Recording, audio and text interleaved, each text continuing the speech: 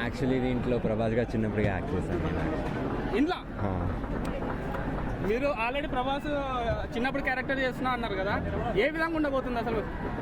Next level ఉండబోతుంది. మీ character ఏ విధంగా ఉంది? ఫైట్లు ఉన్నాయి, అన్నీ ఉన్నాయి, బాగా ఎంజాయ్ చేస్తారు. మీరు కూడా ఫైట్ చేసినారా? చిన్నప్పటి నుంటే ప్రభాస్ గారు డార్లింగ్ ఫైట్లలో దుమ్ములు క్రేజీ ఉంటుంది. మీ క్యారెక్టర్ అంటే ఏ లెవెల్లో ఊహించవచ్చు ఫ్యాన్స్ అందరూ?